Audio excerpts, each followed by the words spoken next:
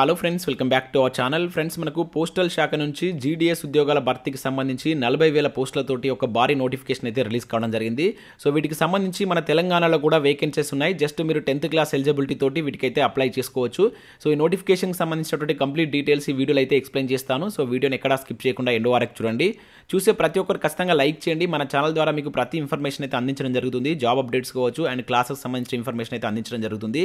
చాలామంది వీడియోస్ను ఫాలో అవుతున్నారు కానీ లైక్ చేయట్లేదు. ఖచ్చితంగా లైక్ చేయండి.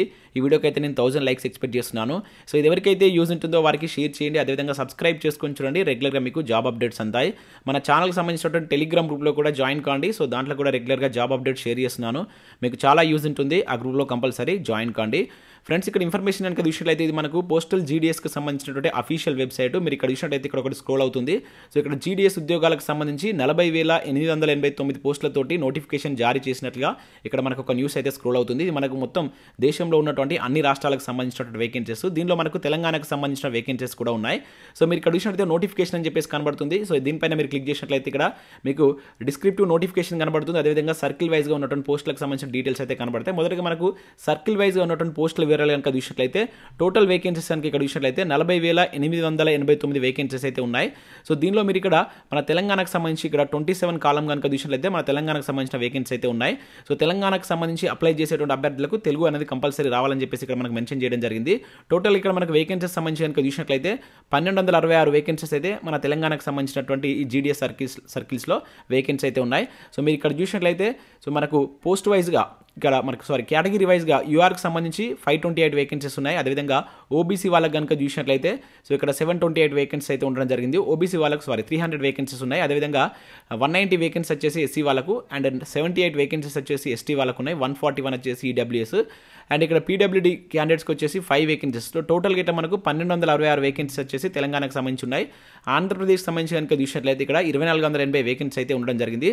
టోటల్గా మొత్తం 40,889 ఉద్యోగాలతోటి మనకు ఒక భారీ నోటిఫికేషన్ అయితే పోస్టల్ శాఖ నుంచి రిలీజ్ కావడం జరిగింది. సో ఇది మనకు అఫీషియల్ వెబ్సైట్. దీనికి సంబంధించి మనకు ఆన్లైన్ అప్లికేషన్ ప్రాసెస్ అనేటువంటిది 27th నుంచి అయితే స్టార్ట్ అవుతుంది. సో నెక్స్ట్ మంత్ 16th వరకు అయితే లాస్ట్ డేట్ ఇచ్చారు. సో మీకు ఆన్లైన్ అప్లికేషన్ ప్రాసెస్ కూడా కావాలనుకుంటే వీడియోని లైక్ చేసి కింద ఇస్తాను కామెంట్ చేయండి. మీరు ఎక్కువ మంది లైక్ చేసి ఎక్కువ మంది రెస్పాన్స్ అయినట్లయితే సో మీకు డీటెయిల్డ్గా ఏ విధంగా అప్లై చేయాలనేది క్లియర్గా అయితే ఎక్స్ప్లెయిన్ చేయడం జరుగుతుంది. సో ఇక్కడ మీరు నోటిఫికేషన్ సంబంధించిన వివరాలు కనుక చూడాలనుకుంటే ఇక్కడ మీకు డిస్క్రిప్టివ్ నోటిఫికేషన్ అని చెప్పేసి కనబడుతుంది. దీనిపైన క్లిక్ చేస్తే మీకు నోటిఫికేషన్ పీడిఎఫ్ అయితే ఈ విధంగా డౌన్లోడ్ కావడం జరుగుతుంది. దీనిలో మీకు కంప్లీట్ డీటెయిల్స్ అయితే ఉంటాయి. ఒకసారి మనం పీడిఎఫ్లో ఏమి ఇచ్చారనేది చూద్దాం. సో ఇక్కడ మనం చూసినట్లయితే వీటికి సంబంధించి 27వ తారీఖు నుంచి మీరు వీటికి ఆన్లైన్లో అయితే అప్లై చేసుకోవచ్చు. నెక్స్ట్ మంత్ 16th అనేది లాస్ట్ డేట్ ఇవ్వడం జరిగింది.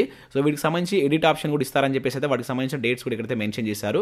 అయితే ఈ నోటిఫికేషన్ ద్వారా మనకు 2 రకాల పోస్టులు అయితే భర్తీ చేస్తున్నారు. ఒకటి వచ్చేసి ఇక్కడ బీపీఎం, ఏబీపీఎం. దీన్నే మనం డాక్ సేవ అని చెప్పేసి అంటాం. ఇక్కడ బీపీఎం పోస్టులకు సంబంధించి 12,000 నుంచి 29,000 వరకు అయితే శాలరీ ఉంటుంది పర్ మంత్కి సంబంధించి. అదేవిధంగా ఏబీపీఎం పోస్టులకు సంబంధించి 10,000 నుంచి 24,470 రూపీస్ అయితే ఏబీపీఎంకి సంబంధించినటువంటి పోస్టులకు సంబంధించి శాలరీ అయితే ఉంటుంది. ఇవన్నీ మీకు పర్మనెంట్ ఉద్యోగాలు.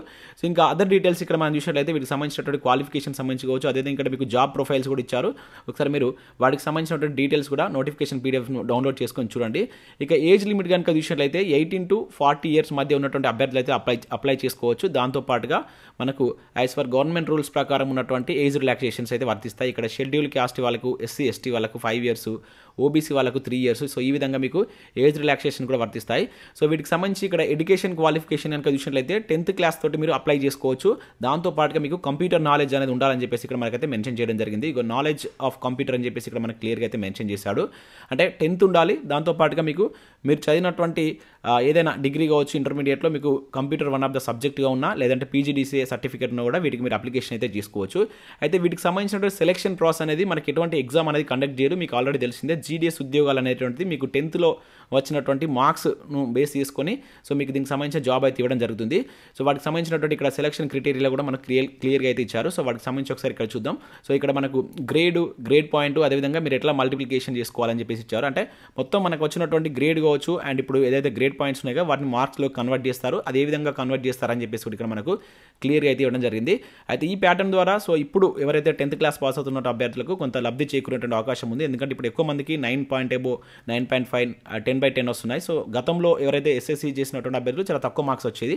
సో వాళ్ళకి కొంత బెనిఫిట్ అని చెప్పవచ్చు. అయితే ఇక్కడ 9.5 వచ్చినటువంటి వాళ్ళైతే ప్రతి ఒక్కరు అప్లై చేసేటువంటి ప్రయత్నం చేయండి. మీకు ఓవరాల్గా పర్సంటేజ్ 95 కనుక ఉన్నట్లయితే మీకు 100% జాబ్ వచ్చేటువంటి ఛాన్స్ అయితే ఉంటుంది. కొంచెం ఎస్సీ ఎస్టీ కేటగిరీ వాళ్ళకైతే 92, 93, 94% కూడా ఉన్న వాళ్ళకి కూడా గతంలో అయితే వీటికి సంబంధించిన మార్క్స్ అయితే రావడం జరిగింది, జాబ్స్ అయితే రావడం జరిగింది. సో వీటికి సంబంధించి ఇంకా అదర్ డీటెయిల్స్ కూడా ఇక్కడ మీకు ఈ నోటిఫికేషన్ పీడిఎఫ్ అయితే మెన్షన్ చేశారు. ఒకసారి మీరు పూర్తి పీడిఎఫ్ను డౌన్లోడ్ చేసుకొని చూసేటువంటి ప్రయత్నం చేయండి. సో మీకు అప్లికేషన్ ప్రాసెస్ వీడియో కావాలనుకుంటే సో లైక్ చేసి కింద కామెంట్ చేయండి. నేను ఏ విధంగా మీకు అప్లై చేయాలి, ఇక్కడ మనకు అన్ని సర్కిల్స్కు అప్లై చేసే విధంగా అయితే ఇవ్వరు, కొన్ని సర్కిల్స్కి మాత్రం అప్లై చేసే విధంగా దీనికి సంబంధించినటువంటి ఆప్షన్స్ అయితే ఉంటాయి. అది కూడా మీకు దానిలో ఎక్స్ప్లెయిన్ చేసేటువంటి ప్రయత్నం చేస్తాను. సో ముఖ్యంగా 10th క్లాస్లో మంచి మార్క్స్ ఉన్నటువంటి అభ్యర్థులు ప్రతి ఒక్కరు మీరు అప్లై చేసేటువంటి ప్రయత్నం చేయండి.